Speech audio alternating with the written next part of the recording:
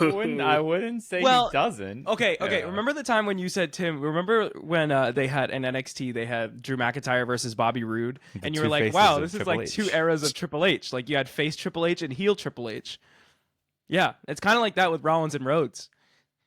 It's like the Triple H sledgehammer is like the Rollins version, and like Triple H like face version is the Rhodes version. You know what I mean? No. I see it. What do you want to talk about? That's because he like puts like this weird gravel in his voice. Yeah. Right. Like, No, that's what he does. It's That's the Why? thing. They have the same like speech It's not pattern how- and everything. It's not how he talks. Okay. Well, way to fucking bury me on the pod. Anyway, ladies and gentlemen, for those that may not remember us, welcome to the Kickout Club Wrestling Podcast. My name, in case you forgot, it's Tyler. I'm joined today, first off, by the guy who has been with me through this ride for a short stint post WrestleMania. Emil, what's going on, dude? And making his epic return, it's Yusuf. What's up, Yusuf? hi. Welcome back. Good to see you. This is Brock Lesnar. Yes. This is Goldberg. I don't know. It was more so just like some epic. Calling me old? Hold on. It was more so just Are you epic 30? music to bring it Almost. back in. But I'm glad that you peeped that. Yusuf, talk to us about what you've been up to recently, because it's been a while since the viewers and listeners have heard you. Everything but wrestling. I mean, we're all musicians, so I've been gigging a lot, teaching. I was doing a fair bit of traveling between May and June for work, so I've just been like, God knows where, everywhere, and trying to keep up with what's going on in wrestling. Not so much WWE, because, but yeah, like AEW is kind of what I've been sticking with for the last little while. But I've been like seeing things here. I know Night of Champions just finished. I know Seth has the briefcase. I know. Apparently, people don't like Jeff Cobb. Oh, he's the most oralist. JC Mateo. Yeah, JC Huh? Mateo. That's his name. You didn't know that? JC Mateo. You didn't know that? They I brought really him in. hope. I really hope that it has like some kind of like meaning to him. I think it does. I think Mateo does, and I forget the exact then meaning. then I'm okay with That's it. fine, it's- but still, It's what the a same. If it has some kind of meaning to him, fine. Let me see. Otherwise, whatever. Let me see. Oh, you're gonna be hearing a lot of. You're gonna be hearing a lot of typing, because we did not really plan this one. We figured this is gonna be like more of a State of the Union, how we feeling about wrestling these days, and there's probably going to be a lot of Googling and answering questions, specifically for Yusuf, who hasn't been watching, but also Emil, because, Emil's in and out as well. I'm trying to follow as best I can. Even I'm not Dude, perfect. Love Island is Love Islanding. I can't with this bullshit. Tell us right about now. it. Tell us about it. What you got? I can't. Why not? It doesn't matter. You guys don't watch this shit. Interesting. It's Love Islanding though. They're doing a lot over on the USA version. The UK version is cooking though. I gotta say they're chefing. For sure. They're working. For sure. They Yeah, working over on UK. A lot of people are really getting into Love Island right now. So It popped off last year. Now everyone's like, ooh. did it? Okay. Yeah, it is. Everyone's popping off. Everyone's watching it right now except me, which is fine. I don't. There are I don't need watch parties in bars. Crazy. Yeah. Speaking of watch parties in bars, Like there were watch parties in bars on the same that there were NBA finals, Yeah. that's crazy. and there were more people for Love Island. That's Granted, it's just OKC Wow. and the Pacers. Like nobody cared. real. Hey, Real. excuse me. Congrats to OKC We though. cared until Halliburton got hurt. Noted. Okay, yes, but noted Canadian Shai Gilgeous-Alexander, Finals MVP, and now Noted- an NBA champion. Dude, if Indiana had won that and TJ McConnell didn't get Finals MVP, I would have popped off. Philly's I'm dead. 76ers legend. So, noted 76ers legend TJ McConnell. Yes. TJ McConnell. Yes. Wow. Noted 76ers. This isn't a sports podcast, but Pat McAfee, if you're hiring. I'm Pat dead. And McAfee. we know he might be hiring because he's been notably absent from WWE commentary these days. And he's as notably well. looking at the future that isn't his ESPN contract, which is Has he- crazy considering the amount that they cut for his podcast. His money is crazy. The funniest is the Um, IWC sees that he's gone and he's like, yeah, I'm just, I'm a little burnt out. And people are like, how dare you be fucking burnt out? You get back on TV right now. It doesn't matter how much you hate it. Get Right. on TV and commentate for me. Right, but then didn't he come back after the Gunther thing and people were like, get Pat McAfee off my TV? We're kind of tired of him. It Right. was very strange. Yeah. In today's episode, that was today's episode of No One Can Fucking Please the IWC. No. To get back to the Jeff Cobb, JC Mateo conversation, he comes in, right? He makes his debut at Backlash. And Corey Graves is like, that's Jeff Cobb.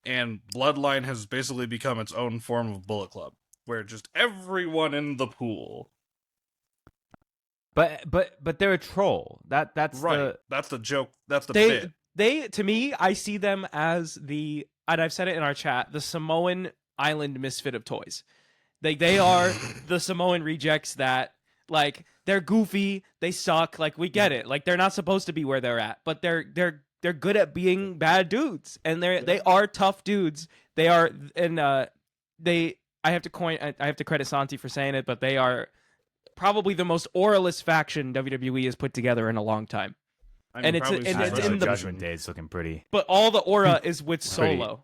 All the right. aura is with Solo here. Interesting. Solo doesn't have aura. Solo's just funny. Let's call right. it like, that's call so it like true. it is. But I that's love fine. this weird Saints Row the Third fake weekend GTA energy. That Keep the Discord. I'm gonna put a picture in the chat. It's a picture of Solo celebrating. Solo is giving off right now. Solo is once again kind of back to this weird thing that he was doing last time when he wasn't with Cody, right? Where all of a sudden he turned very serious with Cody. Yeah. He's doing this thing once again where he's kind of like mocking people. He was on the post show for Night of Champions going 4 letters, 1 word. No. Stop. Like, he's out here with Seth Rollins being an even bigger troll while Seth's sitting there like, fuck, I have to be serious. We're doing the I hate you Solo thing where like there's like so much little nuggets of troll in here while this storyline is attempting to develop seriously, and I think this is exactly kind of what they need to continue to stay relevant. I think Solo being a meme lord, kind of getting those like Solo core Instagram reels off, it like works. I think that's the move. Right. It keeps Solo entertaining. All the other guys are just kind of there. At some point, people in the world thought Jeff Cobb was going to be a world champion. I don't see that shit. At this point, people think Solo is going to be a world champion. I don't see that shit. It depends. Solo's still young. Whatever land of the Tama, Tonga, Loa, the Loa brothers, whatever the hell. Whenever world the Gorillas of Wrestling, Gorillas Destiny, yes. We're going to be like the tag team champions and on top and have this monster run, and they were going to be the more aggressive, violent Usos. So that's all done. We're cooked, brother. Put the fucking eye patch back on Tonga Loa, and you honestly, got it. Yeah, at this point, full steam ahead. Make it funny. Make it entertaining. Like, I'm entertained by Solo, and it is what it is. I love that. I actually completely agree with you. I don't see long term I don't see like WrestleMania main eventer out of anyone in this faction, but I see I see Solo in a solid upper mid card, potentially main event adjacent, where he gets the occasional title shot to keep the world title scene fresh. Except for when Cody Rhodes is champion, never do that again. This is Bullet Club Gold. Like, this is the side quest of Bullet Club. Like, this is the side quest. Like, we don't have Kenny, we don't have Cody, we don't have AJ, we don't have Finn, we don't have you know what I'm saying? Like a top guy. We don't have anything. We don't have shit. So, like, be entertaining. Right. Like, you're not going to be this top scary faction anymore, so be entertaining. It's so interesting to me that this has been going on because, you know, when all these guys were debuting, I know for a bit, I was like, okay, yeah, they're going to win titles, right? And now, you know what? From what I'm hearing, this makes sense. I don't think they were ever going to be top guys in the company, unfortunately, and that sucks. But, like, I don't know. If the goofy thing works, the goofy thing works, right? I love how our tastes are changing. I feel like we wouldn't have been this. I feel like we would not have been this appreciative of what the Bloodline is doing, right? Because I hesitate to even call them it's consistent with the character, except for the fact that Solo pivoted, right? Solo went on this journey, right? And except for this weird time where he was facing Cody, that was really the only time where we were supposed to take Solo seriously. Yeah. Mm-hmm. And then we weren't even supposed to take Solo seriously when Roman was back because we were supposed to be cheering for Roman. And we were supposed to know that Roman was supposed to kick his ass because that's the story, right? So, like, again, it's cool. I also hesitate to even call it a Bloodline faction at this point because since Roman Solo, they have not called this faction the Bloodline at all. They haven't really called them anything. They just called them Solo Sikoa and his goons. No, basically. they call them the Bloodline. Do they? Do they? Yeah. Okay. Yeah, they say Solo's Bloodline. I feel like at this point we're kind of losing. Well, it's funny if you think about it, like literally, because of the actual bloodline, it's just Solo. Jeff Cobb's not related in any way to any of them. Jeff Cobb isn't anything here. No, and the Tongans are technically distant cousins, but by blood brothers because Haku and the family. But even then, like, that's the closest thing to a bloodline we have right now is Hikuleo, Loa, and Tama Tonga. So that's the Tongan line now. The Tongan bloodline, I guess. Which they should call it the Tongan bloodline. I think that's kind of cool. Speaking of bloodlines, apparently Roman just had another kid, which, like, great for him. But now that's another. He did. Fucking addition. I just saw that too, like literally today. He had a sixth Roman child. Had another kid, a sixth kid. So we're adding more to the future. That's why he's not back yet. No, he's filming movies too. That's why he's not back yet. Yeah, but no. Being like, a dad, the Roman schedule, like he could pull up. Yeah. That's why he hasn't pulled up. That's why he wasn't there at Saturday Night's Main Event. That's why he hasn't been there at Backlash. That's why. He might not even be at SummerSlam at this point. He might pull out last year and return at SummerSlam. Run it back. Lame. The thing is, what's point? So bad now is we don't even have a chance for Cody Roman 3. Sorry. Yeah. You don't think so? You don't think we do? So, there's something I actually heard earlier today, scrolling through TikTok, but I'm going to get to that in a second. Before I get to that, what would be the point of Roman returning right now in the current atmosphere of the WWE? Because the only thing I feel like the only reason he would show up is to go after Cena, and that's it.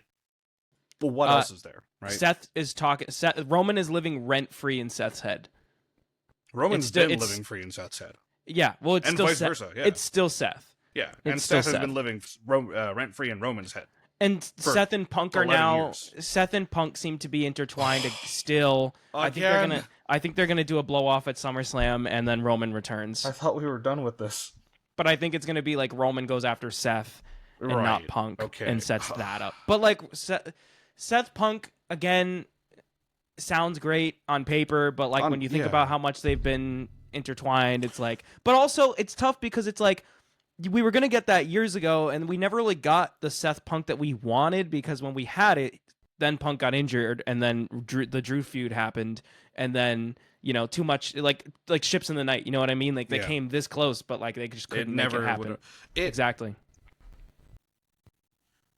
Seth Punk, if it was a singles match this year at Mania, would have made more sense. I get we always need Roman, and I get Roman's input and his reasoning for being in that match. However, at this point, what is the point of doing a Seth Punk, I don't know, what it'd be like 3 or 4 at this point, with nothing really on the line and both guys kind of fixated on technically different things, but not different things?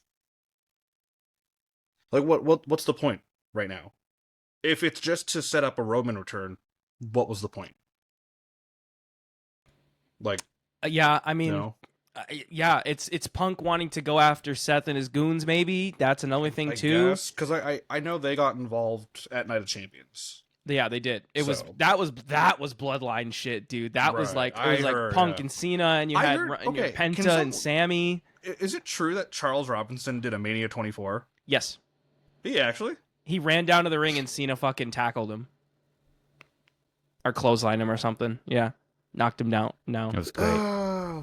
Yep, it was a good moment. I mean, it was a good. And honestly, you missed. I mean, I'm sure you didn't miss it. I'm sure you watched it when you saw it happen, and maybe you didn't, but you probably tapped into it. But the pipe bomb that Cena cut, I caught that. That was incredible. That was glorious. That was the peak of Cena's heel run so far. Yes, absolutely. I freaked. I marked. I nerded out. I went crazy. I think the biggest thing about it, to get into more of the deeper context of it, deeper meaning of it, is that this was the first time that Cena's heel run has felt less so about the fans did this to me, it's all your fault, dude, you're all the problem, to now it's like, it's the people that are coming after him now. You know what I mean? It's less about the fans and more about the people that he's actually feuding with. Well, shout out Sam Roberts. We spent the whole first part of this little run building up, like, the rogues gallery, essentially, right? Like, so now he has all these different people coming after him, like in a sense, like Cena's the hero of his story, right? Like, so he has all these villains now coming after him. He's got Punk, he's got Seth, he's got or Truth. Like he's built up his little catalog of rogues going after him that he's now like set in his ways. Like he doesn't have to just kind of keep poo-pooing. Like now he's like can move forward a bit, which is nice. That pipe bomb, I freaked out. I was like, why is there still 10 minutes left? What is he doing? I was like, Punk went through the table. This is 10 minutes. This is the end of the show. No? So what's happening? He's got a mic. Why? Oh. And they cut and you see CM Punk in the table and I'm like, it was like in real time. Like I was like starting to understand what was about to happen. It's so interesting the parallels of both those promos, because Punk cuts it outside the ring on the ramp, Cena cuts it on the ring, or in the ring, just hanging up on the top of the turnbuckle. Like, the parallels of how they're cutting it, like, the symbolism of it is so interesting to me. Even further going into the symbolism, the match that took place involved R-Truth. It was John Cena versus R-Truth that led to the table spot, that led to the pipe bomb, that led to all of it. Yeah. Truth was integral to this. And think about if they didn't re-sign Truth back, we wouldn't have gotten this. Like, not to this degree of parallel. We may have gotten this in a different way. We would have gotten this in a different light, yeah, exactly. But like, I feel like it hits even more that way. I'm convinced that they forgot about that. Had a plan for Cena to go pop off. Like, they're writing and watching the internet. Like, I think I think on the Netflix doc, it's gonna be very clear. Triple H be reading us. Mm-hmm. Triple H is right there with us, and he's not 2 months behind or 3 weeks behind on reading us. Like he's to the day. There's memes in the community that he has burner accounts, and people are like speculating what accounts are Triple H. He is on top of us, like right now. Like he's in there in the weeds with us, like trying to like, all right, so how? Which is a testament to him. I think like that's gonna last. I don't know. You could get do that kind of stuff all day. But he also says he hates the internet, so pick one. He's on top. I mean, he does hate the internet. All the wrestlers hate the internet because they know how they know how smart we think we are, and that bothers them because they. Do you enjoy the show, brother? Yeah, yeah. So being right on top of us, and they were like, "Oh, we have our truth back," and then everybody goes, "Wait a minute." They're like, look what we can do. And Triple H was like, book it. I bet you he didn't even have to think about that one. I bet you he just went, bet. Yeah. Probably like, ooh. And then John, go air your grievances. Yeah. Promo was awesome. Like I was think great. that was like the work that we've kind of been waiting for. I think there's some great breakdowns of it, so I don't feel like I need to go and break it down for y'all. But I highly recommend checking out John Moonsault on YouTube review of that. He's a Boston guy. He's a wrestling creator, Stash Club Wrestling. New follower of the TikTok account after I posted a TikTok going to a Money in the Bank watch party at a bar in Boston. So that was really cool. Shout out to you. Appreciate you. But he's got a really good breakdown of it, and I got to say that promo was really good. Was it as good as Punk's pipe bomb? Absolutely not. I don't think it was that level. No, but exactly, it's the symbolism, it's the story, it's all that. It was great. Sam Roberts also did a great breakdown. I think there's some really key points that came out of that promo. I think they're talking about how CM Punk basically folded. His tweets are strong, but his actions suck. I thought, especially was Razor Ramon Scott? I was looking up yes, something. He was. Thanks, he was Alan. Scott Hall. I'm dead. Yes, he was Scott Hall. He was Scott Hall. Yes. But was he ever in the Rumble? No. Yes. Correct answer. I think the him kind of flipping him babyface Punk was amazing. I think it was to the level of MJF level of flip on the Punk character as a face. It doesn't really make sense, and it's never made sense. And this weird, how you doing? It's a great to be alive on a Monday night in X City here is always a weird thing for Punk. I was gonna say you hate it. You hate that line in particular. In particular. Punk being a defender of the board is always interesting, especially when he then comes out and talks about Rock being a bald fraud. That's also really fucking interesting. Punk going to Saudi after tweeting taking Saudi blood money to the Miz, which is very interesting in and of itself, as he then went to Saudi and they booed him at that press conference. No, they booed. And then and they I was like they I feel like they booed him a little bit on SmackDown. I couldn't quite tell. They loved the word life thing. That like popped them, but I don't know if they liked that or if they liked him. I think they liked that. he did a really shitty response. His response was awful. I think that's such a hard promo to respond to, right? The pipe bomb itself is a hard promo to respond to. To then mimic it means he basically has to then respond back. And how do you respond back after being called Mr. TKO? What do? I thought it definitely wasn't amazing. I don't think it was. He tripped up on his words a couple times. Then again, I'm not super huge into rap, and I'm not saying I need to be to appreciate it or like critique it. I noticed he fucked up a couple times, but like I don't think it was that bad. I think he messed up a couple times, and there were some lines where I was like, oh, that didn't hit as hard because of that. But like I thought it was fine. I think he like thought of lines. Like I think he wrote it. Like I don't think he didn't. I like no one handed him those lines, but I do think that he actually wrote this one. And I think he was kind of tripped up on memory, which is not what he's not that guy. Like he was never a line guy. He was always just kind of bullet points. But with that kind of style, you kind of need to write it out a bit, especially if you're not off the top. Like freestyling is a hard concept. So. Not a rapper. Number 2, you gotta cut him some slack here. I get the reason they wanted to do the whole him coming out to basic economics, got the whole outfit going. Nice little touch. The whole point, I feel, is as we go through this Cena heel turn, hopefully, they do this a little more in going forward. How do I word this? It should be a character assassination. Right? It should be something going after everything Cena's ever done and stood for, because that's the John everyone knows, and that's the John we still believe is in there somewhere, not the current heel John Cena we see. Right? Essentially, you're taking everything from the Firefly Funhouse match and turning it into, well, weekly reality, where whoever his next opponents are slowly chipping away at John and his like previous characterizations and whatnot. I feel like that's the way they're going. Maybe it's a stretch, but this might be the beginning. So who knows? I personally would like to see, and I've seen a couple people speculate on it too. There have been some moments in Cena matches where he does the spot where he goes to hit someone with the belt, and the crowd is like, oh, like don't do it, John. No, don't do it. And John noticeably, he's like taken out of it in a way, and he's like, oh wow, they don't like this. And Cena, normally you would think he'd be like, yeah, fuck you, I'm gonna do it anyway. But like, no, he sometimes will acknowledge it and put the belt down and second guess himself when he does it. There have been times where he does that and then he still just does it later and he's like, fuck you, or like he kicks him in the nuts instead, or like whatever. But like at Night of Champions in particular, he didn't do anything after that was super heelish like that. He dropped the belt and left it that way. Right. And left it and what? Am I wrong? Did I watch the same match? So what did you see? Didn't they get in the ring later and shake hands after fighting off all the people, and then Cena did the little rock face again, and then yes, but during the match, during the match. Okay, the bell didn't ring yet. I'm not talking. You're talking about a completely different moment, though. I'm talking about the moment had rung.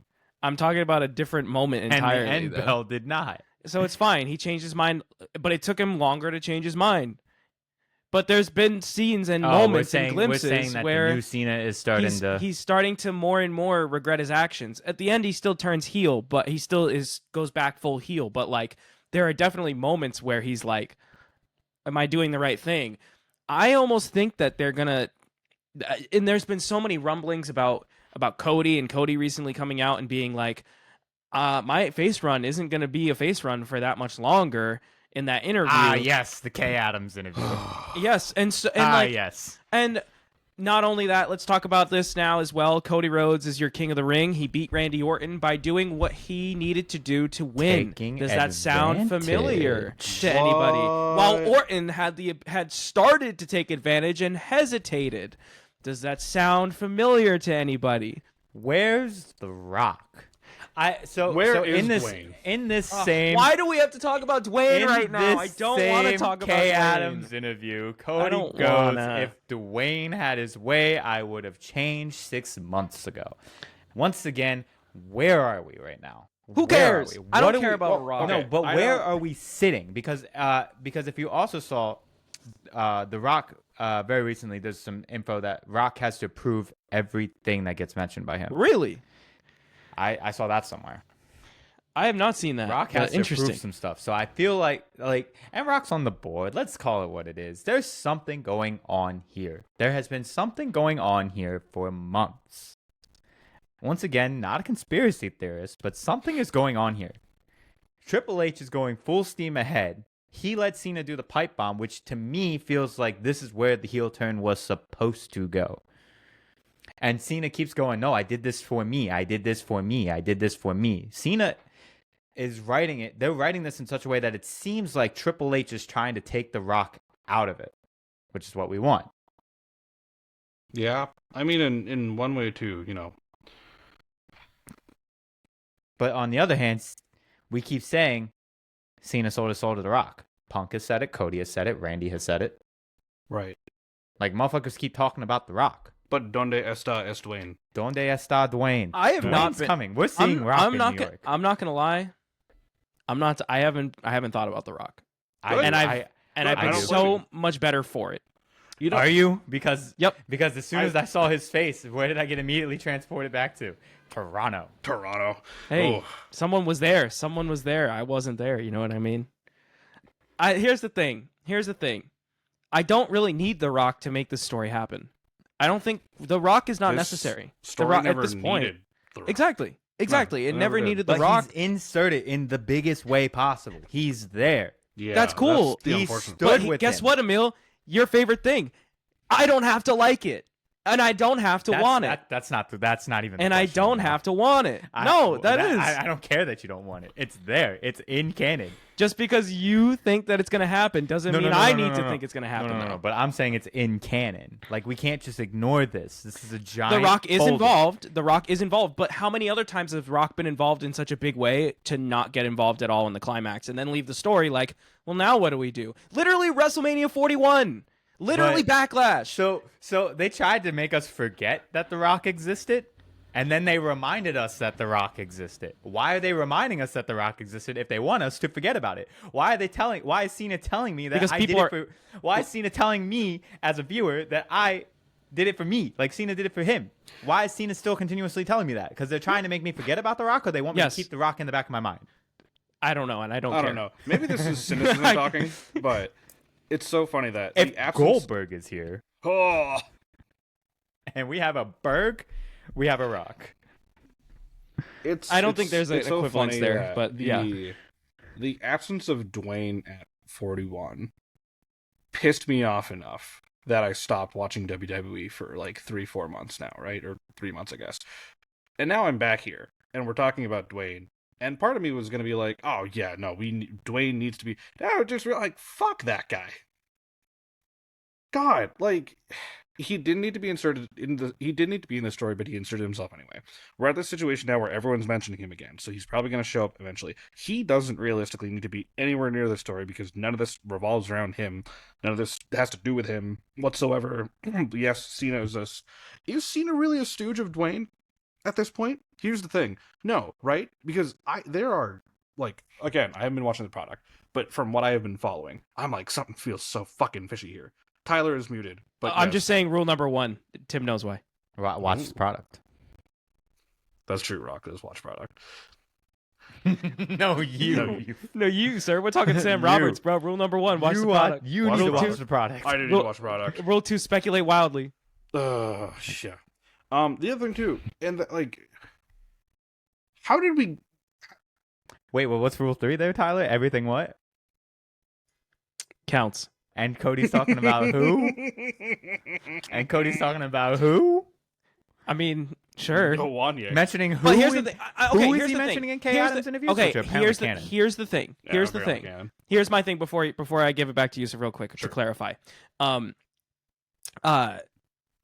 The only reason why I don't like Rock and don't want him to be here is because whenever he does the stop-start of stories, it ruins the story. Yeah.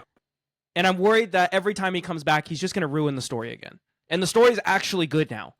So now The Rock's going to come back because that's what The Rock does. When the story gets good, The Rock gets his grubby little hands in it and then ruins it until it gets good again. That's why. Anyway, Yusuf, sorry. You have the floor. No. It's okay. Man, now I'm pissed off again. Fuck. Dwayne. God, I hate that man. It's partly that Dwayne. It's him inserting himself into the parts of the story that everything should be good, and then that happens. The thing that I'm scratching my head about now, and this doesn't have to do with, well, it could have had to do with Dwayne, doesn't, but it has to do with noted future president of the country, probably Cody Rhodes, and that Kay Adams interview. Why is he so public about this heel turn all of a sudden? Where did that come from? Because I'm like concerned. Okay, look, people know this, right? As the Bullet Club savant of this group, I have been waiting patiently for that man to turn heel, and then it hit me. Wait, we've never seen this guy turn heel without a group around him. He's never been heel by himself. He always had the Bullet Club banner. Hold on, before you say anything, Timmy. This was brought up also by a dear friend of the pod, Luke, when I was hanging out with him a few weeks ago, and Luke brought this up. Cody is going to turn heel the same way he was forced to turn heel in AEW. Because he kept being the good guy, and AEW said, we don't fucking want this anymore, we're getting sick and tired of you, Cody. And Cody said, wait, but come on, it's me, guys. And then he kind of starts to realize that the fans really don't want fucking happy-go-lucky bitch-ass Cody anymore, and we're gonna get that turn. How it's gonna work, I don't entirely know. But why is he being so public about this in interviews? That's what's concerning me. Wasn't he a heel in AEW only by the fact that they kept booing him?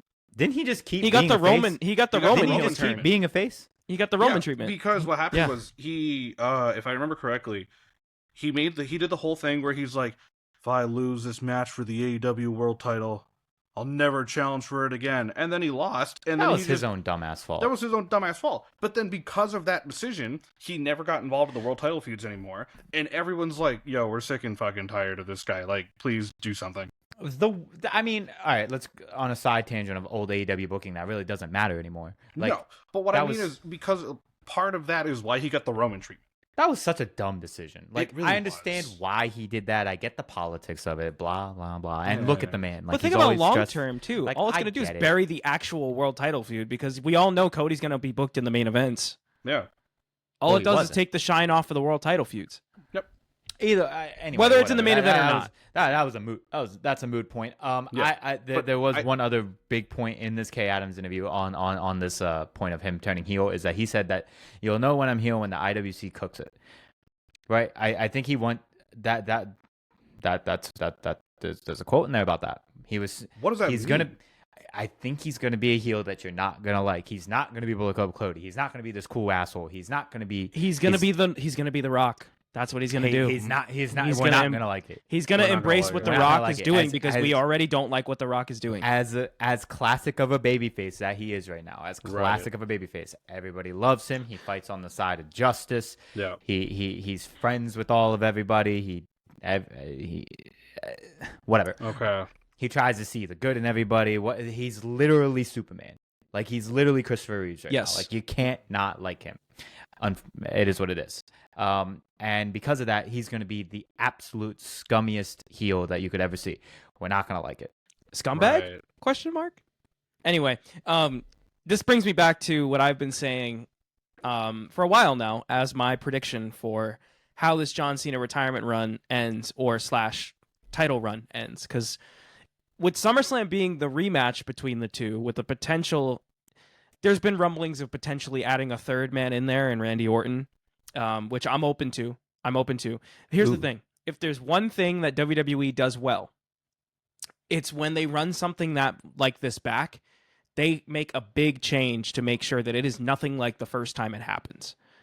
And I think that my prediction initially was that at the end of this year, Saturday night's main event, Boston, Cena defends against Rhodes, and Rhodes does what needs to be done in a city where they're already going to be booing Cody because it's Cena's hometown, technically, whatever. And Cody gets booed, and when he wins the title back, when he does something with a chair shot or a belt shot or whatever, I think they might do that at SummerSlam, potentially with Rock getting involved, and that's how we get the heel turn. I think like it's there's I mean this is not the same heel John Cena that we had 3 weeks ago or that we had at Mania. Like it's not. So from that I agree with that. perspective, like I already think that this match is different. I think injecting Randy into this match makes no sense. I think we did the emotional send off of that whole thing. Like I'm not here for that. I'm also just not here for that live. Like I have to go watch this live, and I don't want to see Randy in this rematch. I don't. I want a one-on-one. It's Cody and Cena. There's no graphic for this yet, though. At least as of whatever. Like I don't know if there was a graphic for this on Monday after they record it. But there's no graphic for this yet, so it's not official. I came across a rumor about 2 or 3 days ago that the reason there's no graphic for Cody Cena at SummerSlam yet, despite Cody winning King of the Ring and making that official, is because they might make it a multi-man thing. And I'm like, that kind of kills the point of Cody winning King of the Ring, partly, but I'm a fully pass on that, unless we're gonna give a triple threat just to have Seth Rollins make it a fatal four-way, pin Randy, everybody runs away from this, right, scot-free, yeah. No, that could be interesting, but also ugly way to get out of this. But also, I'm also not the biggest fan, and this might be a good way to pivot to this part of the show as well. I don't know if I've really enjoyed Seth Rollins' faction as much as I would have liked to. Oh, we're not driving with this. Can I? So everybody can fend off the goons at this point. Sure. Again, not. I was gonna say I thought you were poo-pooing my point, but yeah. Not following the product for a while. I don't really know what's been going on. Well, not watching the product. I don't really know what's been going on, but I've been like seeing things here and there. The momentum of the whole trio feels like it died pretty quickly. What momentum? Thank you. There was some momentum. It's just not as much as they want it to have. Well, they're really trying. It's just not happening. I remember watching the post-Mania Raw and how it ends with Seth Rollins standing with Paul Heyman, and then Braun Breaker shows up, spears Roman into obscurity, basically. And they're standing tall. And Bronson Reed joined them sometime later. I know that. I just don't know when. Backlash, I believe. Backlash, okay. And I thought to myself, okay, this is cool, right? Rollins, Breaker, and Bronson all together. Paul's managing them. Interesting. I really don't think Paul's needed in that, realistically. That's just my take. And, you know, for a faction like that, if you, in a perfect world, if you're booking it, you know, one's got a briefcase, check, and the other two either have tag belts or they have mid-card titles. Or Braun Breaker would be world champion by now. Or something, right? And it feels like literally nothing else has happened except Seth wins briefcase, LOL. And so that's what I mean. Like, I feel that momentum from post-Mania Raw pretty much, I guess, died within like a month. Because it just feels like they're another faction of goons. I think the biggest thing for me is that Rollins got it. This is all about Rollins, which is fine. That makes sense. But I feel like Braun had so much momentum going in. And I was like, yes. And I thought I was waiting for Braun to be his own independent person while being a member of this group. We had Braun with Paul Heyman, which was something we've all been clamoring for. We had Seth with Paul. And honestly, I was not super sold on Seth being with Paul Heyman. I'm still not sold on Seth being with Paul Heyman. I like it. I think it's fine. I think they're a solid anchor for Monday nights.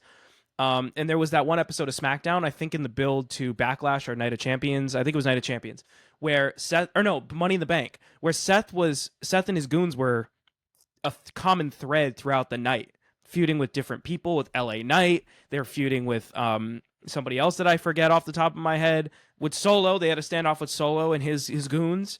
That was cool. I thought that was really, really well done, and I think it also was one of the best SmackDowns in a while because it had that bloodline effect where it was like the bloodline ran through the whole show, kind of like how Seth and his goons ran through the whole show. Right. They made Seth look so good. They had Braun and Bronson, two really strong individual guys. Now they're AOP. They are AOP. They are black-suited goons that are big and strong, and they are B&B security. That's all it is. I have a question. In the weeks since post-Mania Raw, now that we have Paul Heyman and Seth together, who does most of the talking? Seth. Okay. So, if you look at the last 3 major individuals that Paul Heyman managed. Roman, Brock, Punk. Right? You kind of notice a trend. When he was with Punk, Paul didn't really have to do much talking. Just gives advice. Punk's like one of his best friends. It made sense, right? They've known each other for years. We understand the relationship. And we didn't need both of them talking because Punk's already an incredible talker. Brock doesn't talk. Everyone fucking knows that. Paul does all the talking. Brock does everything else. That's what keeps us enamored to the relationship of Paul Heyman and Brock Lesnar. Roman is a solid talker. I wouldn't put him like top 5 promos all the time, but he's definitely he's become a better promo. With Paul's there to advise, but Paul's also there to cut the promos for Roman when Roman's not there, right? Again, we understand the relationship between Paul Heyman and Roman Reigns. I don't understand the relationship between Seth and Paul. Because they're both incredible talkers, and if Seth's the one doing all the talking, what exactly is Paul Heyman actually doing? Nothing. And when you have two goons, when you have two guys that could very well be guys, single stars on their own, now paired with Paul Heyman, you have the potential for Paul to manage them, and they're still just that's goons. My thing, and you brought this up. The Braun Breaker Paul Heyman relationship is something we've kind of all been like really wanting for a while now, and Paul's been public about it. Braun's been kind of public about it here and there outside of the ring. Why not just do that? Like let the three of them do their own thing, but still, work together in the triangle. And have Paul just work around the triangle. This got Paul be the glue, the thread. Yeah, this got really convoluted, is what happened. Yeah. Seth started talking about saving the industry, blah blah blah. Is he on that fucking Messiah again? And then we brought in Braun, and we brought in Bronson. Actually, we brought in Braun first, right? Yeah, Braun. And we were like, all right, let's talk about this. He brought in Braun, and we were like, all right. Evolution, and I feel like once again this is the detriment to them being on top of us, is they're trying to then subvert us before we whatever, right? I think that because I think we could have just done an evolution thing, right? Like that seemed to be what it was talking about. He was talking about the future, the business, saving it, blah blah blah, and we bring in a young guy who's 26, who's about to run the company for the next 5 years, right? Like I get it. Braun's on the way up, Seth's on the way down, right? That's the point. Same way Triple H was on the way up. Triple H was up, probably coming on his way down. Like this is Seth's twilight. We know that. And he was bringing Randy and Batista up. Paul Heyman, I guess, is being Ric Flair. I would have been the guess, because there's nobody older, and we're not going to put an old head in there, and we don't have a big show. So then we have the younger guys, and we could have brought in one more young guy. We could have brought in a girl. We could have made this super interesting. WWE seems to falter when we do cool things like this, where we're doing like industry saving takeover type of groups. But then they turned into just AOP, which was my thought when I started kind of seeing them come out in black, and I was like, are we just supposed to forget that Seth was with AOP, and then they just kind of stopped? Like that's what this feels like. This feels like Seth turning around in the chair, and then like, now what? The second Braun came out in a suit, I was like, that's it. He's done. He's a goon. Because Braun didn't wear suits. When the fuck did Braun Breaker wear a suit? They put him in a suit. Cool in it.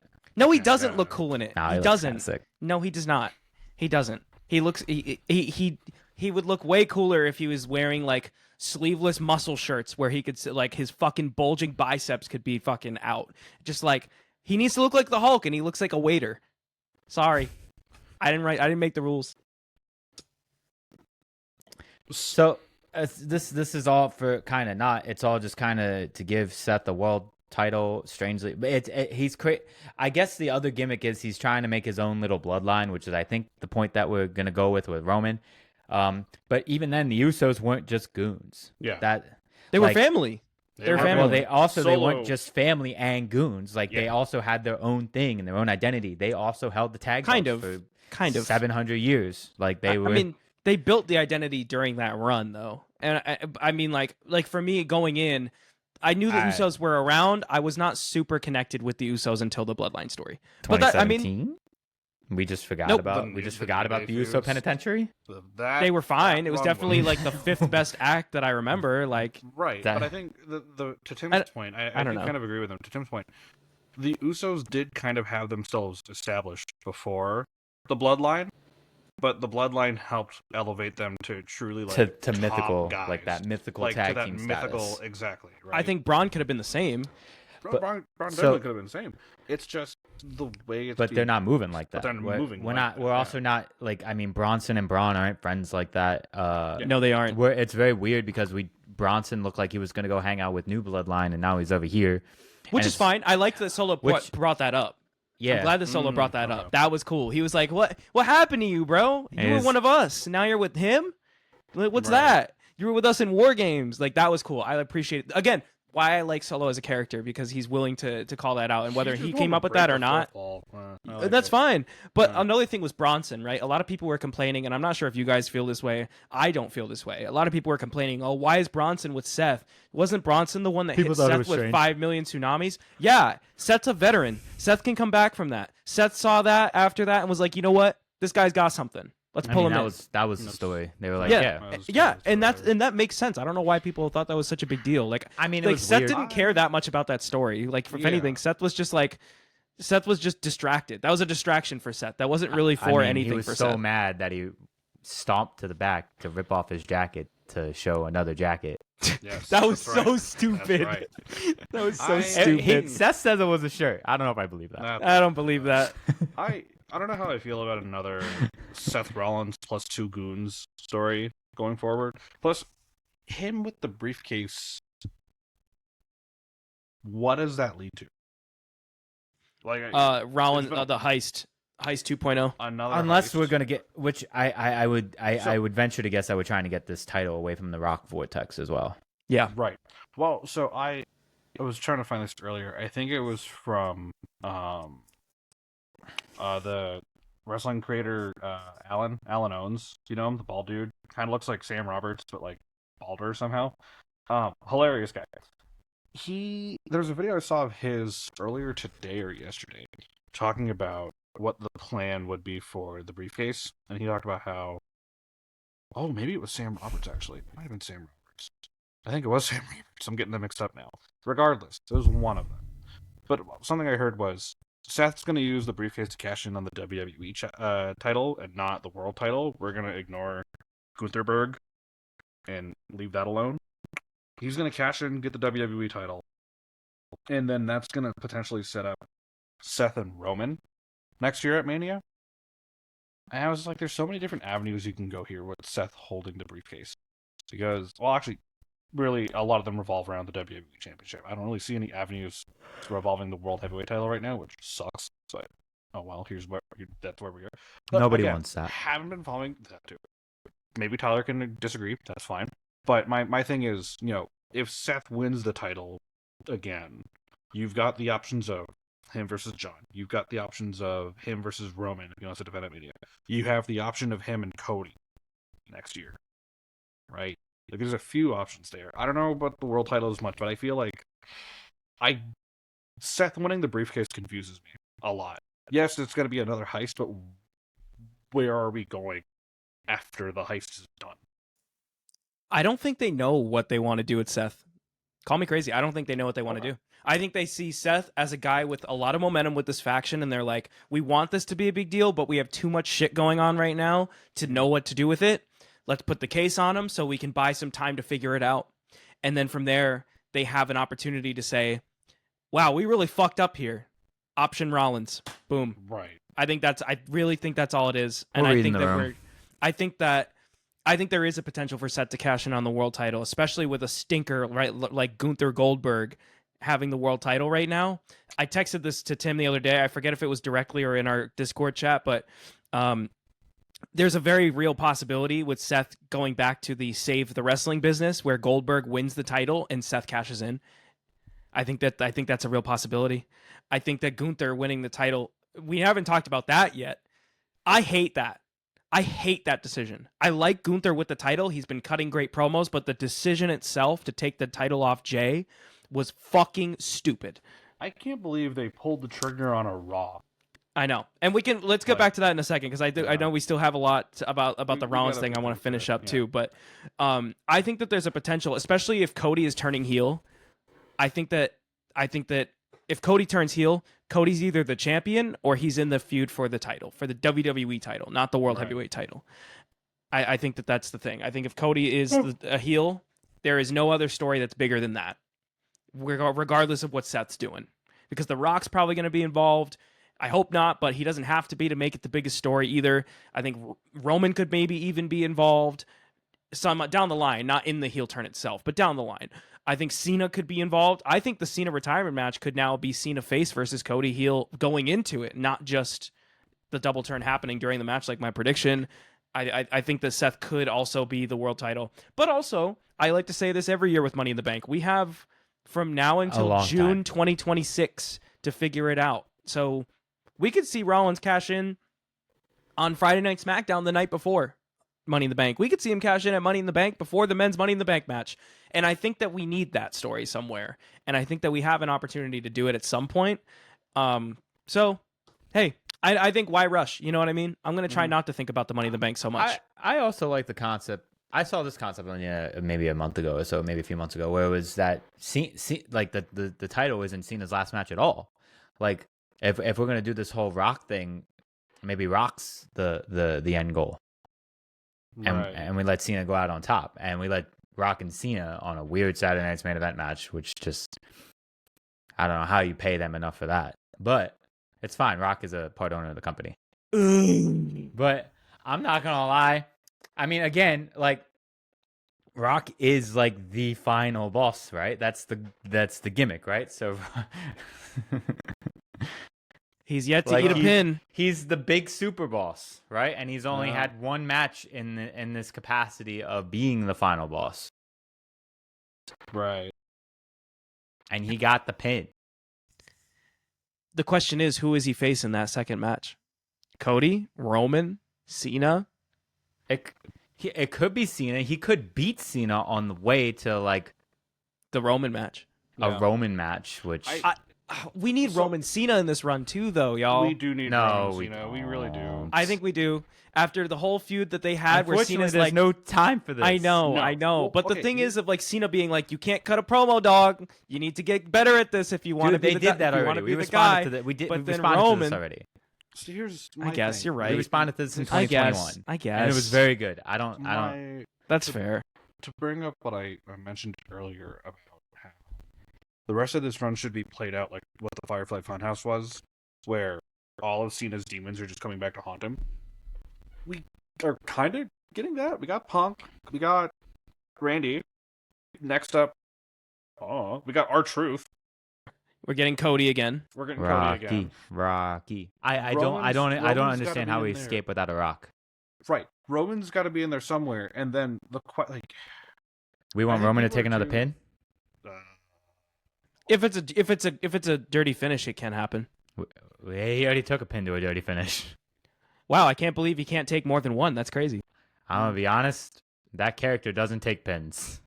Yeah, Tribal Chief don't. STF. STF, brother. He definitely doesn't tap. Exactly. Last man standing, brother. Tribal Chief does not tap. He could pass out, brother. That don't work for me, brother. That definitely don't work for me, brother. My point being is, at some point, it has to lead to a finale. There has to be an end game to this. There literally has to, because Cena's not fucking staying after his contract's done, right? What's the end game? And then from there, like, if we get Roman Cena, do we eventually get Rock Cena? And then does Rock Cena then lead to Rock Roman? Because Dwayne gets involved in Roman Cena. You know what I mean? Like, everything's kind of like convoluted now. Yeah, I got lost. Yeah, exactly. Like, what do we do? Who's next? What do we do? Cody's next. Goldberg is next, and Goldberg is here. Why did they do this? So Goldberg's going to get killed. So I'm moving on because I'm over this. I'm starting to fall asleep over this Seth Rollins bullshit. So let's move on to something exciting that I can like re-energize and get myself angry about. Why are we here? Why did we do this? Why did we seriously go to this? Like, what was the point of this? What's the need for Goldberg to be here? Like, I don't actually hate the Jey Uso lose. Like, I'm not angry at it. It is what it is. Like, Jey Uso is much better in chase mode and being that big underdog babyface and actually holding the belt. That's just what it is. I think, and before y'all get mad at me for wanting Sami Zayn to do the exact same thing, I think Sami can hold a better character as a champion. And he can just do more things, and he's more entertaining to me in that aspect. Now let's go back. So I am mad at the Jey Uso loss. Gunther, if I'm gonna take the Sam Roberts logic of Gunther is here to crush our dreams, and that's fine. Like that's okay. I can work with that. That's enough for me. Gunther is here to bring back the reality of all right, cool, haha, Cinderella's over, right? Fairy tale's over. I can work with that. That's fine. Yeah. Here's where we start to go wrong. We start to mention that this Goldberg thing again in the rumors. We start to talk about Goldberg again, and then he comes out. And as the whole internet says no, why are we then cheering Goldberg? Why? The internet doesn't like Goldberg, but the fans do. It's another Rock situation. I don't agree with this though. I don't think anybody wants Goldberg in 2025. I don't see the point. I don't see the benefit. You don't think people like Jey Uso either, but you see the reaction in the arenas. No, you do. You don't. I didn't say that. I didn't say that. I didn't say that. I never said that. Okay. May I? You may. Thank you. Apologies. I'm glad you brought up Jey Uso, because some people might not like Jey Uso. Some people might not like Goldberg. You know what Jey Uso and Goldberg both happen to do for the company? Nothing. Money. But does Goldberg bring in money? That's what they like. Yes. Does unfortunately, have the numbers gone up? I want to see what numbers go up when Goldberg's in the company. I want to know in 2025 what numbers is Goldberg bringing in. I got to know. Well, what Netflix subscriptions are going up because Goldberg's back. Well, I don't see that. Netflix subscriptions, right? Not necessarily who's tuning into Netflix. It's more so the attention they're getting outside of that. I think in this, from what I've noticed since I've been not watching Monday Night Raw on Netflix, which I didn't know was on Netflix. That's crazy. Dead meme. I know. Shut up. I just wanted to bring it up because I thought it'd be funny. They've been paying so much more attention to digital media, social media. What gets clicks, what doesn't, right? They're paying big attention. All I'm seeing whenever something crazy happens on SmackDown, the Cena pipe bomb, that happens. I don't hear about Netflix viewership went up during this time for the Cena promo.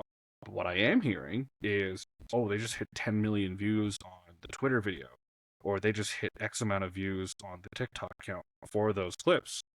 That's what they want. And Goldberg, whether we like it or not, I hate it, gets clicks. Because it's Goldberg. It's not about liking or hating the guy. It's the fact that this old dumbass still thinks he can go. He needs his actual retirement match. So WWE is giving it to him because they know giving this old legend his retirement match and another world title in his hometown Atlanta is what will get them the clicks. So, because I feel like playing with this a little bit and arguing about this a little bit, let's talk about the Raw clips that happened this week, right? Raw. Io Sky challenges Rhea Ripley to a match at Evolution. 317K views. AJ Styles vows to take Dominic Mysterio's Intercontinental title. 376K views. Karrion Kross blindsides Sami Zayn backstage. 238K views. Rusev takes down Sheamus in a banger. 335K views. Roxanne Perez becomes Women's Tag Team Champion, joins Judgment Day. 701K views. Full segment. CM Punk, Gunther, Seth Rollins, and LA Knight get into a wild melee. 1.3 million views. And here's the interesting video that we all want to talk about. Goldberg's dominating career. Raw highlight. June 30th, 2025. 204K That's a video package. Views. That's a video package. Okay, so let's look at last week then, since we want to get all smart. Right? Because Gunther cut a promo, did he not? Yeah. Gunther buries Goldberg with fiery verbal takedown. 597 views. Full segment. Seth Rollins lays out the end game for the entire roster. 902K views. Braun Breaker snaps Penta in half with Unreal Spear. 417K views. Jade Cargill versus Roxanne Perez, Queen of the Ring semifinal. 351K views. Sami Zayn punches Karrion Kross. 369K views. Full interview Goldberg promises to make Goldberg pay. Raw highlights June 23rd, 2025. The lowest of the week for Raw. 335K views. Penta snaps Goldberg on Chad is- Gable. That's 293K. Did you read that one? Where? If you're on YouTube. It's right above on the next row. I don't know. I think it's the third one in on the row right above it. Okay, fair enough. Fair enough. Okay, but also the second lowest Gunther viewpoint. buries Goldberg 597K. So that's like kind of half and half as well. Not saying No, you count that's- both because there are people no, that watch both I'm not rolling videos. with that. It involves Goldberg. You're- It involves yes, the feud. but- It's the yes, feud. but no. If we want, all right, let's see. Also, Goldberg to challenge Gunther on Saturday night's main event, Raw, June 16th, 1.8 million. Fair enough, and fair enough. That was the most viewed thing in the world. And you know what was actually not that far behind it was Cody and Seth. That's true. That's true. That's embarrassing. Yeah. I mean, I don't think it's embarrassing. That's the That's biggest. a little embarrassing. that's a biggest- That's the no, biggest but I'm story saying in that's wrestling. embarrassing that we're talking like Goldberg is bringing in money and bringing in views. He is not. I refuse. He brought to more believe views that. than the two top stars in the company. What are you talking about? Also, you're And then just what you're happened? also just and limiting then what it. happened? That's fine. I'm That's fine. limiting it to his appearances at the Yeah, moment. but that's also the casuals. Was that he don't- the- that's was- also like the casual views that WWE wants to bring in. It's the casuals that see the big moments like that, and that's what drives the big moments up to over a okay, million. but then but still, like, what about the people who are following the stories? They are the least interested in and Goldberg. they're still cheering, They are the least interested in Goldberg. and they still cheer Goldberg. The families, the casual fans that still buy tickets that are not there's diehards that are internet fans, and there are diehards that are not internet fans. The ones that are not internet fans that go to events and shit like that, they're cheering Goldberg. Like, it's not like they're booing Goldberg. They're not. Also, just to add on to this, what changes about this story if the title's not involved? Answer me that question. nothing. Goldberg's Thank involvement. You don't think Honestly, Goldberg will Goldberg's involvement. Goldberg You know, would not be. Goldberg's involvement. He's not doing this shit for a Goldberg's not doing this shit for free. be interesting? This is Bill Goldberg we're talking This is about. Goldberg. We're I talking don't about. see. I don't This see. is WCW legend Bill Goldberg. I mean, I don't see how he needs the title in this match. He does. Because he's gonna win it. He's not going to win it. I think he's gonna hurt our feelings. If he does, Do we need a run back of the Goldberg history here? No. And boys, No, uh, do please. we need God, a run back? No, So, please, Goldberg no, versus God, no. Goldberg versus Brock, Fantasy Warfare 2016. Who won in about a minute? Goldberg. I I'm was there. sleep. I remember. KO versus Goldberg 2017 Fastlane. Who I'm won? sleep. I'm sleep. Goldberg. Goldberg versus The Fiend for the Universal title at the height of The Fiend. Who won? Goldberg. I'm sleep. WrestleMania 33, WWE Championship. I think that's one of his only L's that he's taken since he came back. Here's my point. Universal Championship to be Here's my specific. point. Sorry. That match there was a belt involved. All except one match for the belt that he's been involved, he's won. That's not true. He lost. He also twice. wrestled He lost to not- Braun. he- He lost. Hey, He lost don't to forget in about Co- Dolph Ziggler. in I was gonna 19 say that was he- non-title. he That was broke non-title. Dolph Ziggler in half. I don't know why Yes. that happened. I was there That was too. a To get That an was a easy great time. paycheck. That was a weird paycheck. I think it's because they No, had him on a Legends Dolph contract was and calling they him needed him out. to show out. Dolph was Yeah, calling him Dolph out. just can't be AKA like- they had him on a Legends contract and they wanted to get him off of that Legends contract. They were And like, that's fine. appearances, how do we get this to happen? You're right. But I'm just saying, like here's the thing. Where does Gunther go with the world title after this feud? If he wins against Goldberg and he's still the champion, where The does he go? thing is, if there Triple A. may be more than one match here. Ah. Ah. I No. did We put no. ourselves in a They've horrible they've position. absolutely announced this as the retirement This match. is the This is the Did they? grand finale Yes, they of have. Billiam H. Goldberg. I It's don't also know happening if in that's Atlanta, accurate. his hometown. Yeah. Okay. He's You're gonna not giving me lose. any reason why I You're shouldn't not have giving me shred a him reason in why Gunther should be the champion going into this. because Goldberg don't work for free. Also, here's And another Goldberg thing. probably didn't want to What- work Jey Uso. Goldberg did not work for Goldberg. Nah. Also, brother. this is not real. This is not. This also does so much harm to the story that they've been telling and to Jey Uso as a person as well. And I'm not. And whether you like him or not, I think we can agree that it is not productive in any way, shape, or form to have Gunther all of a sudden on a random episode of Raw win the title back from Jey Uso with no hype around it. Yes, they talked about the match. I'll concede that. They hyped it. They said, "Oh, I'll see you the Raw after Money in the Bank." Also, why wasn't it just at Money in the Bank? Because they knew it would fucking kill the crowd. That's why they didn't do it at Money in the Bank. So they did it on the Raw after. Gunther wins the title. And now immediately I was like, they're doing this Goldberg match. And here we are. They're doing this Goldberg match. We could have had Logan Paul be the world champion. Yeah. Facts. We could have had Logan Paul be the world champion. I tried to push for that, but nobody wanted to hear that shit. Because I thought they wouldn't be stupid and they would keep it on Jay. Well, they also could have had Jay lose to Rollins and have Rollins say, "I'm saving the business from the guy that yeets every week." So that was I was about to bring that point up. Is had it stayed on Jay, I think we would have been okay with an eventual Logan Paul, because none of us saw coming that Gunther was going to win the belt. Yeah. Well, they jumped the gun. I respect. We brought Logan in. Yeah. Because even though we had other options, we had Finn. Did I really want to see the Sami Zayn heel turn on his best friend? No, kinda. But also kind of. Kinda. But Sami needed to win, so that's why they didn't do it. Yes. Well, right, guys. Okay, then we can rely on everyone's favorite top guy who still can't fucking win a world title for God's sake, LA Knight. Oh wait. Yeah. We'll get there. Yeah, versus Well, we did that in Money in the Bank 2 years ago. We also missed that in the Seth Rollins discussion, the LA Knight thing, because they're set up for a match. Anyway. Okay. Yeah, I'm over that. I'm over it. Had they kept the belt on Jey Uso, you have options, but I think they knew that Goldberg was the next major checkpoint for that belt. Not to put on him, but for a match. Well, and Goldberg probably said, "What's a Jey Uso?" And so they were like, "Okay." So here's the thing: if we're really going with Goldberg loses, and I'm honestly keeping my expectations that Goldberg could win this belt.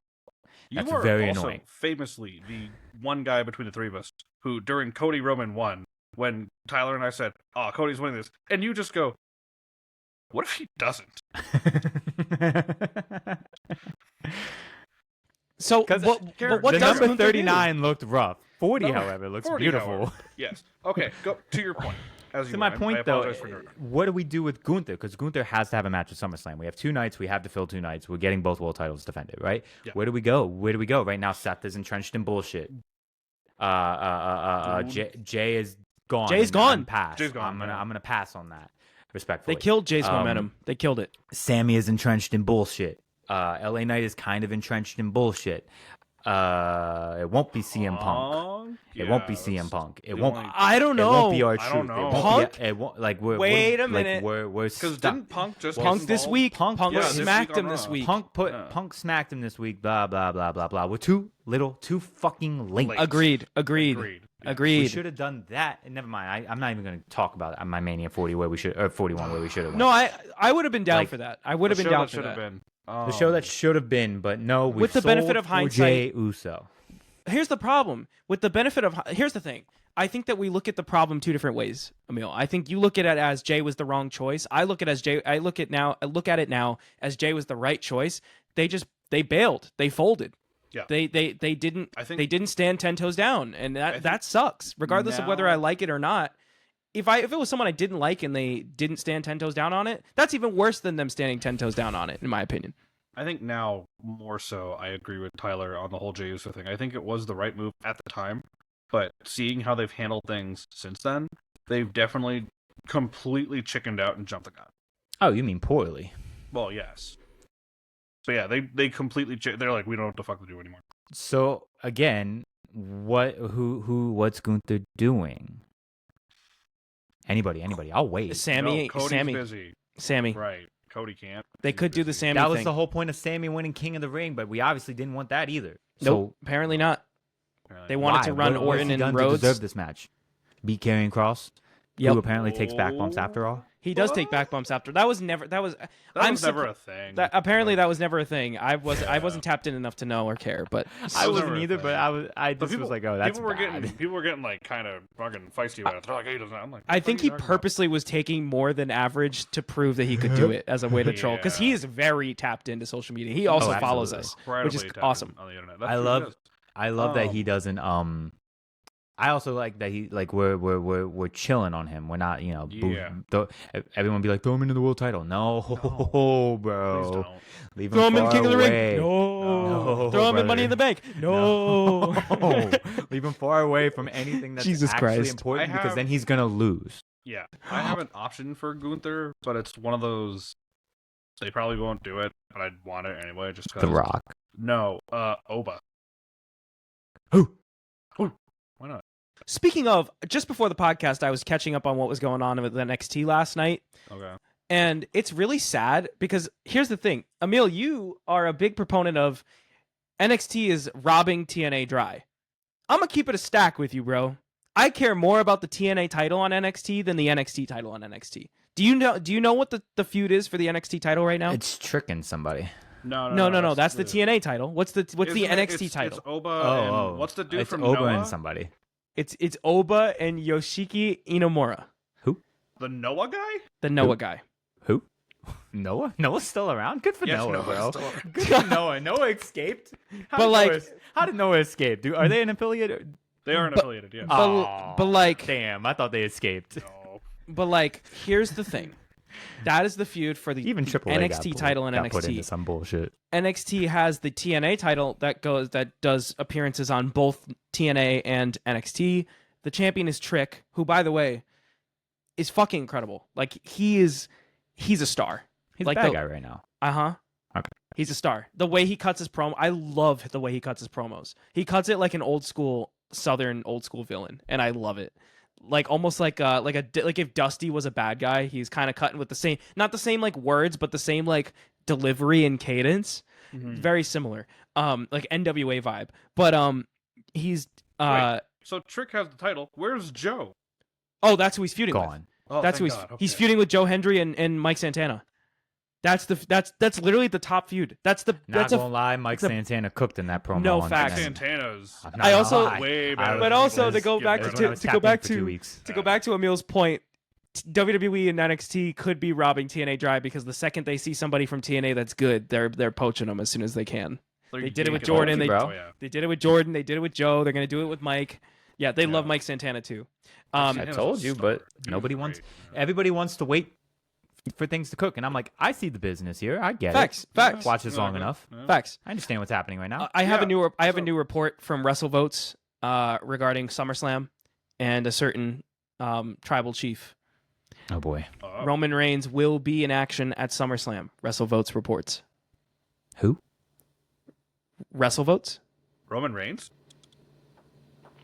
That, tribal that is that a reputable source? Yes. That has to be a Russell- reputable Tell me source. you're Here, not an here. internet wrestling fan without telling me you're not an internet wrestling fan. I'm on bro. threads. Come on. I'm on the dark corners. of You're wrestling so internet. fucking weird for that. I'm just letting you know. I'm on. Dude, Threads Instagram's is a not even on fucking Threads, no and they man's own it. land. Yeah. Threads is a fucking no man's land, dog. All I see Threads is is garbage fun. takes on Threads, bro. Threads is so fun. Garbage takes on Instagram Threads. isn't even on Threads, and they own the damn thing. Facts. Facts. Threads is Oh. on Instagram. man. But yeah, it seems that time of year again. It's all Roman Reigns' Facebook. return is on the It's all horizon. meta. It's all meta. Sources indicate, that was on June 26th. That was from their Twitter, so it must be like somewhere else. Someone else had cited it. A big individual in the internet wrestling space. So Fuck it, Roman Gunther. Honestly. nah, Fuck it. nah, dude. What other options do we Give have? Roman the big gold. Roman Seth. You just said you didn't want Roman to have the big gold. You just said they weren't going to fight for the big gold. I said that they could fight for the big gold. I don't care anymore. My thing, you need something new, bro. Like, Yeah, I agree. You need something new. That's Like, a new. unless, That's a shiny new belt that Roman hasn't held yet. unless Goldberg wins. Oh, And I'm sorry. Please I'm stop. sorry to burst your bubble, please stop. but you must prepare yourself. I'm prepared. You must be prepared. I am healthily 'cause prepared. I'm going to giggle when I watch it. Oh, I'm gonna giggle too. Because listen, It's so nasty. Gunther. I'm not like no. I'm not mad at Gunther. Listen, he's cooking on the mic. He's a great champion. It's just like it's weird when they do these things where they hotshot belts back and forth. Like when they did it with the IC title with Jay. Even Jay. Oh, it always happens to Jay, bro. They did it with Jay. They had Braun have the title. They had Jay win it, and then they had Braun win it back. Like that was so stupid. Oh yeah, It was so stupid. And the same thing is happening with Gunther, and it just puts a sour taste in my mouth. I hate when they do that. I hate it every time. But I mean, yeah. Now what? Now fans are gonna try to make an excuse for LA Knight to be back in the world title picture. Probably. I'm down. I kind of wanted to get to this earlier. This is something that's been bugging me for a while. So there was some people on the internet are speculating how SummerSlam's gonna look, and someone said, "Oh well," like I mentioned earlier, they're like, "Oh, the WWE title match should be a multi-man, so it should be Cody, Cena, Randy," and they're like an LA Knight. And I looked at it. I didn't want to say anything about it. Mike, can we please stop with LA Knight? I'm sick and tired of the dude. I'm not tired. Sick and tired of him. I'm tired. Great character. Like I said, he's a great character. Everything about him is incredibly entertaining, very appealing for TV. Great. Love that. Right? Cool. Okay, we have that established.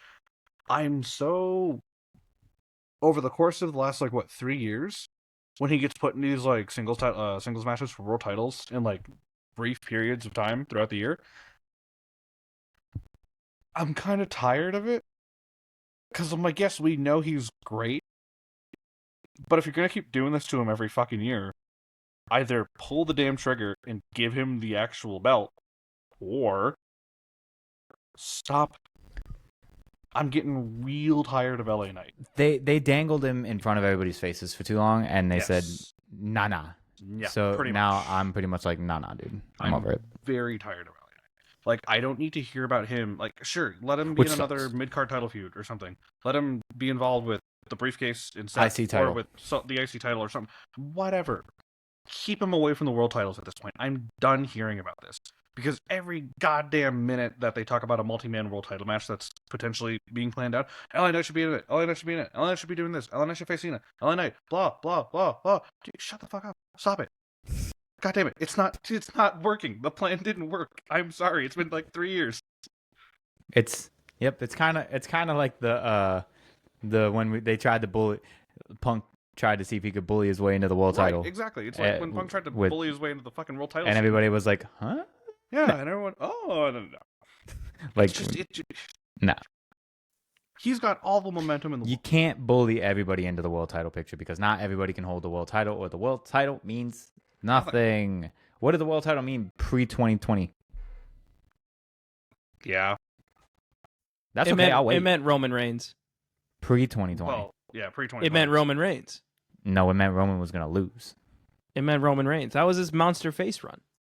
That was his monster face run that he would lose a bunch of matches. Oh, no, I'm sorry. It meant Brock Lesnar. Yes. There you go. There we go. But I disagree. Okay. I'm not a guy that's like rah LA Knight. Yeah. I love LA Knight. Yes. When he gets pushed, I'm like, yes, let's fucking go. I thought he should have won Money in the Bank this year. I don't think I'm not one of those toxic push him to the moon type shit. Mm-hmm. I'm more so angry at how he's booked. I'm more so angry at WWE for booking him in situations where he comes this close but never gets the job done. Well, I feel like that's where the disdain of mine comes from, is that he's constantly being put in those situations, and I go, cool, and then, again, like you said, he comes this close, and then WWE's like, not for you, and this keeps happening and happening and happening. Yeah. His only major victory I can think of off the top of my head in the last, God knows how long, 3 years, I guess, is him winning the U.S. title from Logan Paul at SummerSlam last year. Yeah, and even then, he won it from Shinsuke too, because he lost it to Shinsuke for no reason. Thank you for reminding me. Oh my god, this is a bad pattern with their faces. They do this with these faces that are not named Cody Rhodes, where they have a title and they're finally at the peak of where, not the peak, but you know what I mean. They're at a milestone where fans want them to be. And then all of a sudden they drop it, and then all of a sudden it's back on them, and they're hot-shotting on and off. They don't know what they want. They don't know what they want to do. There was no point of Shinsuke having that title either, just like there was no point of Braun losing the Intercontinental title or winning it back. I don't think Braun should have won it back. I think Jay should have won it back and held it. But anyway, going back to this, I don't know. I like the feud with Seth because it keeps LA Knight where he should be. He keeps him in the main event. I like him more than Damian Priest right now. I'll say that. I don't really. What the hell is he even up to? That's what I'm saying. Who cares? There you go. It seems like right now they're trying on SmackDown to build Priest and Aleister Black with R-Truth as the proxy in the middle of that. Which, by the way, So much for R-Truth. Like they brought him back to be this big name. He gets the match with Cena, and now he's in the lower mid card. Like weird stuff. Hey, I don't know. I don't do the writing. I don't do the booking, and thank God I don't, because I wouldn't want to be this bad at my job. It's definitely confusing, I think. Okay, like you just mentioned all these names, and I'm sitting here like, oh yeah, that's right. Aleister Black's back. R-Truth is Ron Killings now. Rusev. No, he's not. Yeah, What? no. He's basically just a serious R-Truth. They fold it. Well, you can. I'm if sorry. This is what they were gonna do. They could have. I'm sorry. Here's the thing. As much as I would love him to be called Ron Killings, you can't say the word killing on TV. Yeah. You can't. You can't put it on a true. T-shirt. You put it on can't a market it. t-shirt, You can't put it on social media. You like people are literally calling him Ron Unalivings because on like places like TikTok that like forcibly like don't push your content if they have to do with gore, violence, murder. That's his name. Yeah. You think That's an his AI literal last name? Do you think so artificial intelligence? So we're gonna Emil, do you think artificial intelligence is gonna be able to detect his real name? I don't. I do. I don't. Not when it's a wrestler. It's intelligence. They're gonna for a see the word reason. killing and say, "Mwah," Yeah. and I mean, shareholders that's- and merch that's and the all that. unfortunate- Right. That's the So unfortunate then reality what about this college or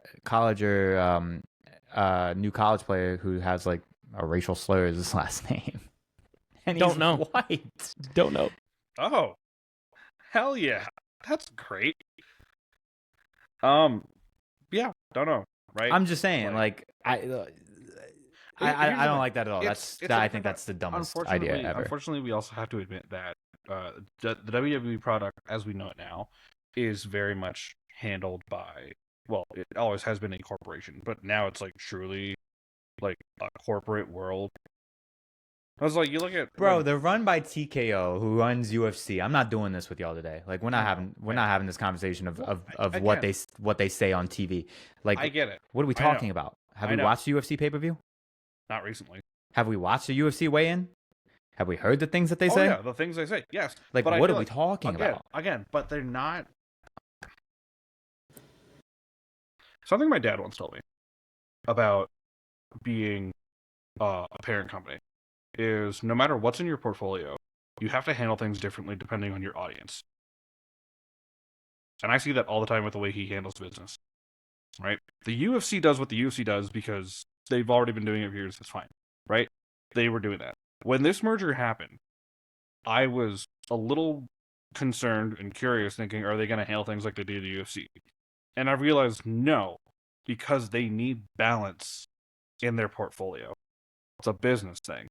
They need this balance of what's angsty and heavy and what isn't. And the WWE, yes, there's blood and shit like that, but UFC is angsty? I don't know if angsty is the word, but there needs to be a balance of what is. How do I word this? I don't know, but there needs to be some kind of balance between the two companies. Like one has to be that more like aggressive. That's why the weigh-ins are always fucking crazy, right? The shit they say to each other, the amount of things they'll try to do. Like someone guy tries to knock the other guy out during a weigh-in. They keep that at UFC. They don't want that in WWE because they want WWE to be its own entity under the TKO platform. It's just a corporate thing. I don't know how to explain it really.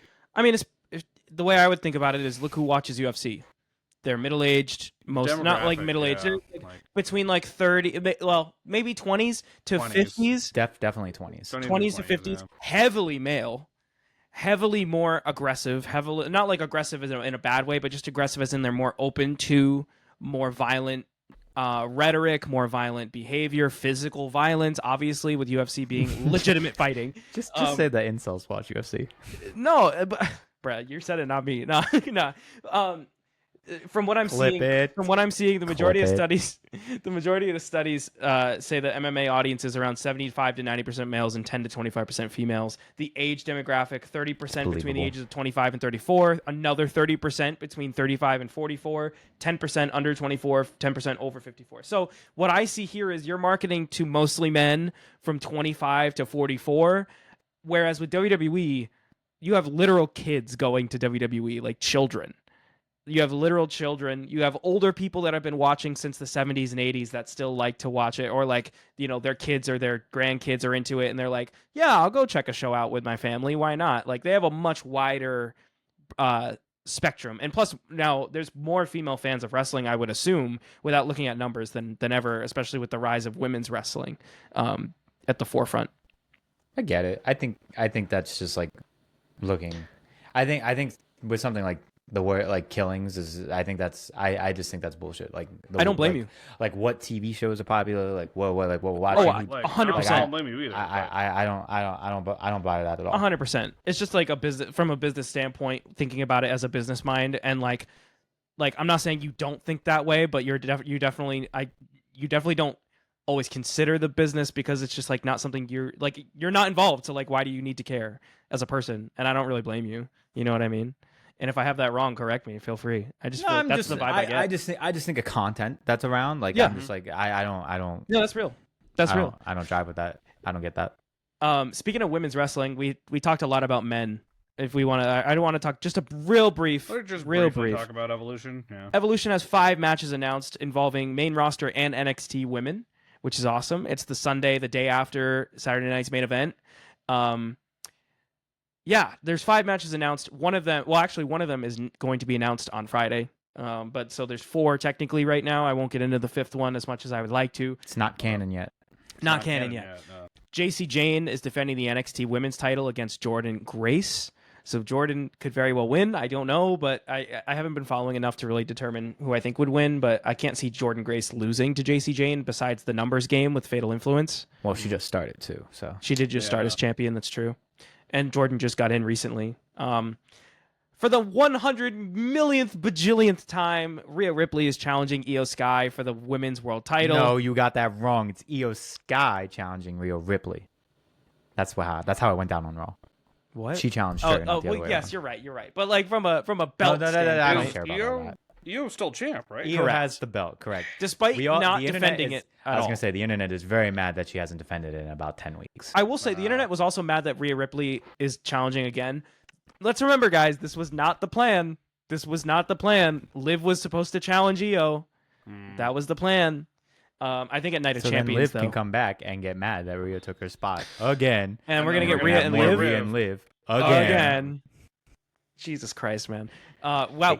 Speaking of, we have not talked about Judgment Day Summer at all. I mean, like, they're drifting gold. What the fuck is Judgment Day Summer? They gave him the belts back. Yeah. Huh? They're a little strapped up right now. Everyone has belts. They're a little strapped Dom up is still right IC now. champion. IC champ. Finn and JD just won the tag titles back from the New Day last New night, Day, or which we 2 nights ago on Raw. And the women's tag champions are Raquel, and they put the other brought belt in Roxanne. on Roxanne now. While Liv's hurt. Because the whole story is Finn is bringing Roxanne in to try and drive a wedge between Liv and Dom, because Finn's it's a power play, and I love it. I actually enjoy it. I actually am enjoying Judgment Day storytelling right now. I don't understand why they needed the world tag titles involved in this, but like, sure, whatever. They said, "Fuck it, give them the belts." Yeah, but which I then realized how strapped up. It's a story of WWE. It's another situation of WWE sees a big story, and they're like, "Well, what's the New Day doing?" Nothing really. Who's involved in this big story? Finn and JD. They're a tag team. There you go. Boom. Tag belts. Is it now finally the time where we can call the New Day heel turn a waste of time? I just said that. Yes. Yes. Okay, just making sure. Yeah. I and think then they thought we could pull Big E. Maybe there's a big maybe around that. I could not. I also think it's just them wanting to give him a fair shot. I feel like they may have perhaps went and saw all of the people who have gotten their neck fixed recently, and Big E, I believe, has had the same surgery. Yep. So I believe they were like, might as well see what we can get away with. So they probably sent him to like some form of test, and doctors said no, because New Day kind of disappeared very quickly. They did their thing, they turned, they had like a month, and then they kind of disappeared. Yeah. So I feel like they wanted Big E at 41 and to do like a big thing. Could have. I feel like there was a possibility of like Big E either like turning on, like talking sense in them or joining them. Mm-hmm. And they would have been a 3-man again, but that obviously did not happen. So I think that's kind of where that faded. Real. Yeah. We also have a fatal 4-way tag team match for the women's tag titles. Raquel and Roxanne will defend the belts against Roxy Eagle. Three teams. Roxy Eagle. I'm dead. 3 teams from different brands. Sorry, I was reading a list of potentials. So one of the potentials that is speculated in this thing I'm reading here is Alexa Bliss and Charlotte Flair, because they've been teasing the two of them teaming. Mm-hmm. But it's going to be a team from SmackDown, a team from Raw, and a team from NXT. I'm going to assume it's going to be Alexa and Charlotte, because who gives a fuck about B-Fab and Michin? Who gives a fuck about the Secret Hervis?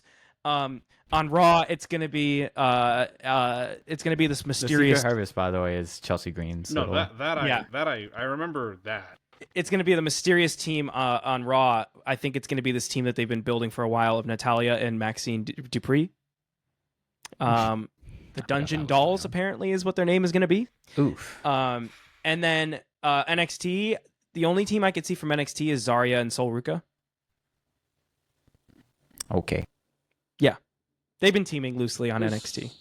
So, who's holding the NXT North American? That'd be Sol Ruka. Okay, just making sure. I was like, I'm pretty sure she's already holding a belt, but that's correct. That'd be correct. I don't know any women's tag teams that NXT has at the moment.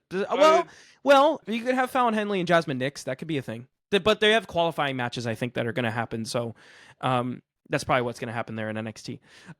Yeah, and then also the last match, they're having a battle royal for a women's world championship match at not SummerSlam. You would think the next pay-per-view, right? Wrong. Clash in Paris.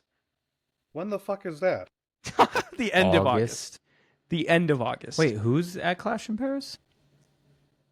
What do you mean? At WWE, it's main roster. What are we talking about? I'm dead. I zoned out for There's a battle royal at Evolution, and the winner will get a world championship match of their choosing at Clash in Paris. I'm assuming of their match is already set up. Yeah, probably. Paris, and you know where they are right before they do the Euro run. Stephanie Vauquer winning that battle royal, maybe. Probably. Hopefully. I don't know anymore. Why not? Perhaps Blake Monroe.